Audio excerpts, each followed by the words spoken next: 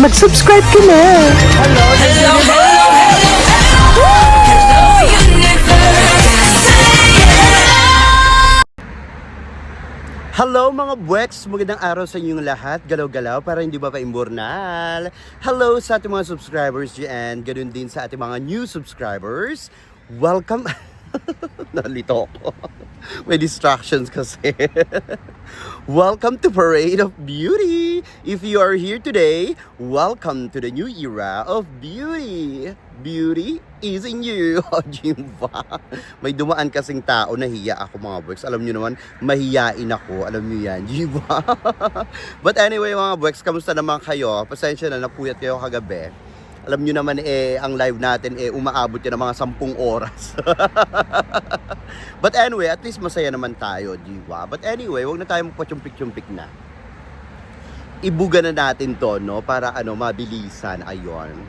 Well, congratulations naman sa ating, syempre, Mr. Supranational 2025. O, diba? Itong si Kenneth Kabungkal. O, diba? Ang ganda ng pangalan niya, diba? Sana all binubungkal, diba? Bungkalin mo ako. Bungkalin mo ng bonggang-bongga ang aking buong pagkababae, diba? Para happy din ang aking kifi, diba? Charito. Anyway, kamusta naman kayo mga buweks? Ayan, no? Thank you po sa mga nanonood dyan. Ang dami nyo, grabe, 1 million kayo, ha? Please don't forget to subscribe to my channel. Click your notification bell para mas updated kayo sa ating mga chika everyday and night sa mundo ng pageantry. And please like this video. Thank you sa mga nag-like, sa mga hindi nagla-likes dyan. Unti-unti na kayo na-stroke. Charito. So ayun nga, no, syempre nanalo tayo. Nanalo tayo ng sa ano nila. Nakalimutan ko tuloy. Sa super chat nila, ayan, yung mga male candidates do ng super chat, ang bigat naman ito. Kasi meron akong meron akong lightings diyan mga bricks para maliwanag ang ating beauty, diba? Anyway, congratulations nga, ang galing-galing ni Kenneth, no? Sa lahat ng mga na-interview sa batch na yon. Siyempre, panalo tayo. Ayan, sa super chat, nakakatuwa naman, diba? Siyempre, another karangalan na naman ito para sa ating mga Pilipino. Diba? Ang galing-galing niya kasi nga yung super chat niya, di ba tinanong siya ni host, no? Sabi, introduce yourself. O diba yung nakaraang vlog natin. Pero ang buga naman itong si Kenneth Kabungkal, talaga namang lahat na sinabi, di ba? Ang galing-galing niya, talagang, lalaking-lalaki, syrup, no? Kaya siguro pinanalo na rin siya kasi nga magandang bugahan, di ba? Yan talaga ang angat tayo ng mga Pinoy, no? Pagdating sa international pageant, hindi lang gwapo or hindi lang maganda. Syempre, kailangan bumubula ang bunganga. Maganda yung ganyan, kahit na sabihin nating rehearse yan, punchline, or alam niyo yun, memorize, or pageant pati, mga ganyan-ganyan. Okay lang, basta maganda. Ano ba yan? Ang maganda na i-deliver siya na maayos, di ba? Maayos siyang naibuga, hindi yung halo-halo siya, di ba? Nakakatuwa yung ganyan. Kumbaga, napag-aralan na maayos, na memorize na maayos, yung mga bugahan. Kasi alam naman natin, itong si Kenneth Kabungkal, well, gwapo siya, pero Waterloo niya kasi yung yung communication skills, no? Medyo siya diyan, medyo tagilid. Pero mukhang nag-aral naman itong si Kenneth, kaya kudos sa kanya, 'di ba? Ang galing-galing niya. Kaya nga ang ating mga supit bahay nagwawala, ganyan-ganyan, sabi daw wala naman daw kwenta. Ang mga pinagsasabi nitong si Kenneth Kabungkal, nagpa-cute-cute lang daw ito. Kumbaga wala naman daw sense sa mga pinagsasabi nito, na parang kung ano-ano lang daw yung mga sinasabi, tapos binabash nga rin ito ng mga Indo. Kasi nga, syempre, alam nyo naman yung yung kay Kenneth Kabungkal towards dun kay Ketut, di ba? Yung kanyang nagawa doon na pinagsisisihan niya. Diba? Bigla niyang pinagsisihan nung naging supranational na siya, ganyan. Kasi nga, syempre, yung tawag dito, may-ari ng supranational organization, ng Cosmo. Ayan, National Director ng Cosmo Poland, di ba? Kaya bigla-bigla siyang humingi rin ng sorry. Pero tama rin yung ginawa niya. Tama din yan, no? So, kung kailangan ng laruin, ganun, di ba? Mukhang okay naman, mukhang tama naman yung bugahan ni Kenneth. Mukha namang makatotohanan naman. Pero, syempre, tayo mga Pilipino, alam na rin natin yan. Syempre, kinabahan din yan, di ba, sa ganyan. But anyway, kudos pa rin sa kanya na nanalo siya dito sa first round, di ba, ng Supra Chat. At sana magtuloy-tuloy yan, di ba? Hayaan natin yung mga Indonesia, mainggit sila, di ba?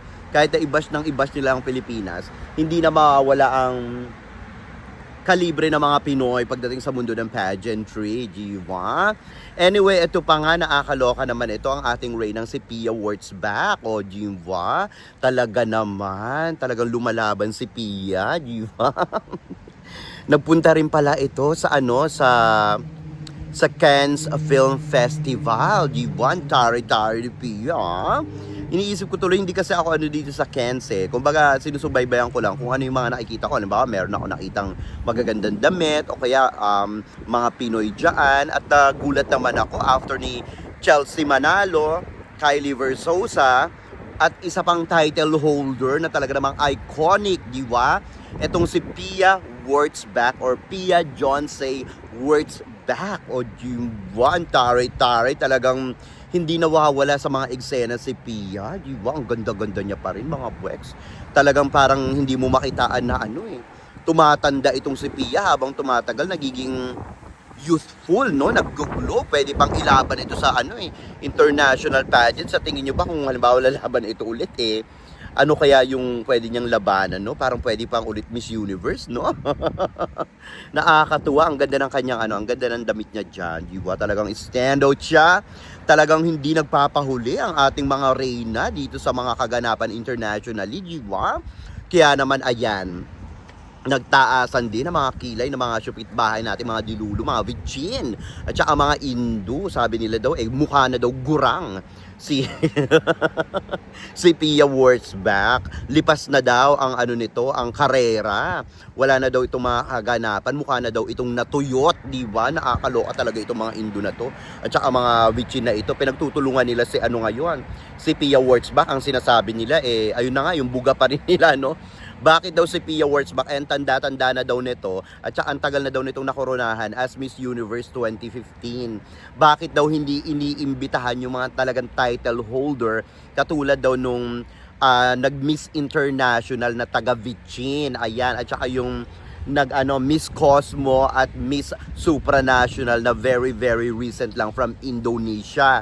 Ito daw mga reyna na ito ang dapat daw nabibigyan ng spotlight kasi nga daw sila daw talaga ang mga mas mukhang bata, mas mukhang yung sinasabi nilang new generation, new era of beauty. Ito daw si Pia Wurtzbach gurangis na at matagal na daw itong natitlean ng Miss Universe. Wala na daw itong ganap sa sa mundo ng pageantry. Kine-question pa nga nila, ano pa daw ba yung advocacy nito? Ano pa daw ba yung pinaglalaban nito ni Pia Wurtzbach? Kung tutuusin lang siguro yung advocacy ni Pia Wurtzbach, wala pa sa kalahati ng advokasya nitong si Kenchut, pati yung first runner-up nila, kung magbubugas sila ng mga ganyan-ganyan, akala mo naman yung napanalunan nila, major pageant, wala nga sila sa alingkingan ng ng sash factor ng Philippines, diba? Ito talaga mga Indo na ito, mga dilulo, no, mga inggitera, pati itong mga vichin na ito, no. Akala ko itong mga vichin na ito mga kakampi natin, mga demonyo rin pala itong mga ito, katulad ng mga na mga Indo. Grabe rin pala itong mambash itong mga ito sa Pilipinas. Akala ko talaga love nila tayo, yun pala sila rin yung nagpapaimburnal sa ating mga reyna, di ba? Talagang, ay naku, nakakaloka lang talaga. Kung mabasa nyo yung mga comments doon, lahat na lang, dinikdik na talaga ng bongga si Chelsea Manalo, si Kylie Versosa, at saka si Pia Wurtzbach. Sinasabihan nito mga ito na law na daw yung dede ni Pia Wurtzbach. Nakakaloka talaga itong mga na to, mga Indo na to. Tapos pag sila yung ginanyan, ay nako, biglang manggagalaiti naman sila ng bonggang-bongga na akala mo mga aping-api itong mga ito. Diba? Akala mo ang gaganda. Diyos ko Lord, kung hindi ko pa alam. Masasarap lang ang nota dyan, pero ang daming chilek dyan. Diba? Nakakaloka, feeling nila sila yung naghahari na, no? Sila yung naghahari na at nagre-reyna sa sa mundo ng pageantry. Kaya siguro ang tingin nila sa sarili nila, ganyan na sila kataas kasi feeling nila sila na yung powerhouse talaga.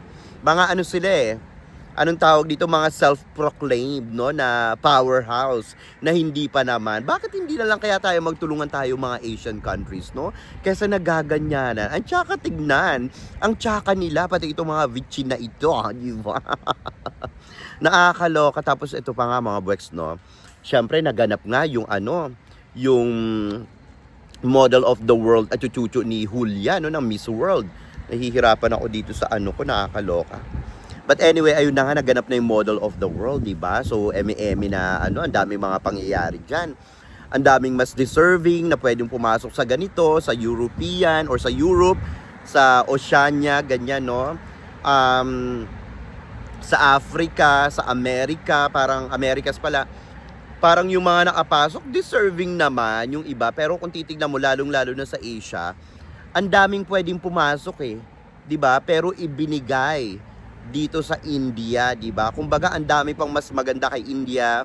Maganda naman si India, maganda naman yung damit niya, pero ang dami pang mas maganda sa kanya na rumampa sa Asia. Ang dami pang mas pasabog sa kanya sa mga damit. Pero naloka talaga ang mga buweks na nakapasok itong si India sa ano, sa top 2. So automatically na yan, pasok na yan sa top 40, di ba? So ngayon, eto naman ang ating naman mga syupit-bahay na mga Indo, na mga dilulo, no? Tuluyan ng pinapaimburnal si Krishna Gravides. Ang sinasabi nila na si Krishna daw ay wala daw itong laban na sa Miss World ngayon. Kasi daw hindi na to nakakapag-penetrate sa mga kaganapan sa Miss World, di ba? So sa mga fast track, hindi na daw ito nakakapasok sa mga ganyanan, no? Hindi daw katulad ni, kumbaga naligwak daw to sa head-to-head. So may pagkabubita daw ito, ayun ang mga sinasabi, no, kay Krishna Gravides, nakakaloka itong mga Indo na ito. May pagkabubita daw, kaya daw hindi na nakapasok sa ano, sa head-to-head challenge. Kasi daw hindi daw maintindihan yung mga sinasabi ni Krishna. Para daw nitong kinakain yung mga sinasabi niya. Tapos ngayon, ito pa, hindi daw naka-penetrate din dito sa ano, top model of the world, Kemi channel ni ano, ni Tandang Gurang Julia, no? Nakakaloka ito. So sabi nila, obviously daw, na love daw ni Mama Julia ang India and of course ang Indonesia. O di ba? Kasi daw, nung mga nakaraang taon, nakakapag-penetrate daw talaga ang Indonesia sa Miss World. Well, totoo naman yan, no? Pero hindi naman siguro ibig sabihin na parang sila na yung mananalo or sila na yung paborito. Siguro yung India, oo, pero sila hindi. Siguro ano lang siguro naglalagay-lagay na rin diyan yung ano, yung organization ng Indo, di ba? Alam nyo na. So ngayon, ang sabi ng mga Indo, secured na nga daw yung kanilang ano, yung kanilang pagpasok sa first cut. Of course, nanalo yan sa ano, sa Best in Talent, no. Well, congratulations naman kay Indonesia. Hindi ako naiinis sa kanya. Naiinis ako sa mga ano niya, sa mga kababayan niya, mga Indo-dilulo, no? Mga Indog. So sinasabi nila na ito nga si Indonesia from top 40 daw, dahil nga nanalo yan ng ano, Best in Talent, panigurado daw ay bubulusok daw ito pataas hanggang huli, no? Kung hindi daw runner up, magta-title daw ito, at talaga daw nakikita nila na lalamunin daw nito ng buong buo si Krishna Gravides. Kahit ngayon pa nga lang daw lamon na daw itong si Krishna Gravides, kahit daw sobrang ganda ni Krishna Gravides. Pero ito daw kandidata nila hindi lang daw ganda, talino at talent daw ang meron, at business daw. Nakakaloka, diba? Ano to, MGI, diba? Ano, body business, body beauty business, ganyan, body beauty brain business, ganun. Itong mga ito akala mo kung magyabang, akala mo sila yung ano sila yung pinakamataas na anong tawag dito, pinakamataas pa na na powerhouse sa mundo ng pageantry, no? Ang tataas na mga tingin nila sa sarili nila. Okay lang naman yan, pero syempre kung idadrag mo yung isang bansa or yung isang kandidata para lang ma-lift yung kandidata nyo, that's something off naman, di ba? Mas maganda sana nagtutulungan yung bawat bansa. Kaya yung mga kababayan natin nakikipagbardagulan din dito sa mga Indo Kasi syempre, hindi mo rin naman masisi dati wag na kayo makipagbardagulan dyan sa mga Indo, sa mga ganyan-ganyan. Pero ngayon, nung nakikita ko yung mga bugahan nila kung paano nila binabash si Krishna Gravides, grabe, nakakaawa mga buweks, oo. Parang kulang na lang, durugi nila, itulak nila sa imburnal si Krishna Gravides. Ang masasabi ko lang, hindi pa tapos ang kompetisyon. Wala pa tayo sa exciting part, no? Lahat ng imposible, pwedeng mangyari, pwedeng mag-turntable. Maaring ganyan ang nangyayari ngayon kay Krishna Gravides, pero malay mo, siya pala ang makapag-uwi ng corona, di ba? So kasi itong Miss World, unpredictable ito. Sa ginawa ni Krishna Gravides kagabi, sa Model of the World, maraming nagtatanong sa inyo kung may mali. Wala namang mali sa ginawa niya mga buweks. I think her performances was absolutely amazing. Ginawa niya lahat ng makakaya niya, no? So, sabi nung iba, nagmamadali. Well, I think she just followed yung anong tawag dito, yung stage director. Siguro may nagsasay niya sa kanyang madaliin niya or umalis na siya para minamadali na lang siya, mga ganun-ganon, no? Kasi tingnan niyo yung iba, nagtagal si India, si Thailand, di ba nagtagal sila, di ba? Parang wala na silang pakialam sa sa mga sinisenyas nung director, di ba, nung stage director. Pero naniniwala pa rin ako sa laban ni Krishna Gravides na malakas. So wala pa tayo sa exciting part, no? Magkakaalaman pa yun sa finals. Next week Saturday na yan. So dapat tayo mga Pinoy, tuloy-tuloy lang ang suporta natin dito ay Krishna Gravides, 'di ba? Kasi inilalaban niya ang ating bansa at talagang dala-dala niya, hindi lang yung watawat ng ating bansa dito sa Miss World sa India. Syempre, ganun din tayo mga Pilipino. We should support her, no? Please download yung kanilang app ng Miss World. Tapos iboto nyo ang ating kandidatang si Krishna Gravides para naman maramdaman niya na hindi siya nag-iisa doon, 'di ba? Huwag natin siyang hayaang durugin lang ng mga syupit bahay natin, mga dilulo, di ba? Ipakita natin, kaya natin silang ipaimburnal, di ba? Anyway mga buweks, ano masasabi nyo dito sa ating mga chika ngayong araw na ito? Mag-ingay sa ating comment section para makita ko rin ang inyong mga opinion. Hanggang sa susunod nating mga chika-chikahan. Bye for now mga buweks, and I love you all. Bye! See ya!